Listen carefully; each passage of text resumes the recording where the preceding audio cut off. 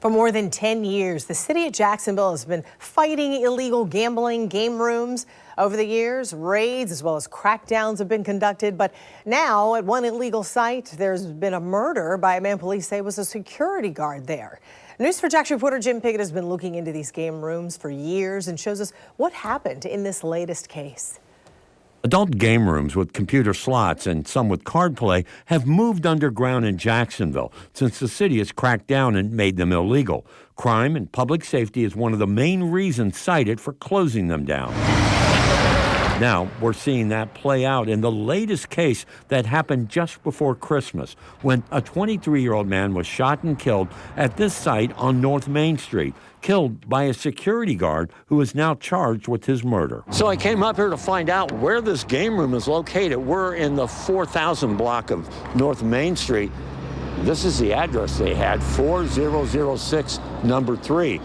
Obviously, there's nothing here. In fact, it says barbershop for rent, ask store cashier. Nothing inside, no indication of what was here. So we're going to try to find out more about how these game rooms operated and what happened here. So we're going to check it out. According to police reports that we just received, here's what happened just 3 days before Christmas. 23-year-old Martez Deshaun Magruder was in what police say an illegal gambling institution. He got into a fight with the manager and ended up grabbing $5,000. Police say he wasn't armed. 61-year-old Earl Coleman was working security at the site. He heard the manager yell for help and ran over to the fight. Police say Magruder, the victim, put his hands up and then ran out the front door into a car. 3 shots were fired and Magruder was hit. He was later dropped off at the hospital where he died. Police say when police went to the gaming room, they talked to the manager. He's not identified in the report.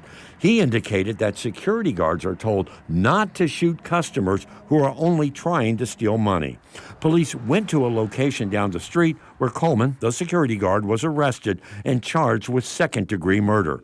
We asked Tom Hackney, a former JSO chief, about this. Had this security guard been a police officer, do you think he would have been charged with second-degree murder? I think if the facts were the same, I certainly think it would be possible that something like that would happen. Coleman is still in jail awaiting trial. While at the site today, we tried checking with the owner of the property, which is listed as this convenience store.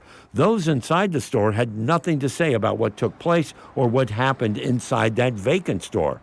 Other nearby businesses say the gambling room was operating on the down low. I also went to the victim's home and talked to a family member who didn't want to go on camera, but said they're not aware of all of the details of their son's death. This is just the latest crime to occur at a gaming site. In the past, there have been robberies and shootings at various locations which are now closed. There's also been concern about an increase in gaming rooms reopening illegally here in Jacksonville. That they are back out there in a different form. Yeah, again, they kind of ebb and flow, and their legality is sometimes here, sometimes there. And there's money that folks make through these. The house always wins, so there's an incentive in that part to have these, and whether they're legal or not, or whether you're operating them within the law or not, I think they've always existed. And now more questions remain on how this was allowed to operate and who was running the operation. Jim Pickett, Channel 4. The local station.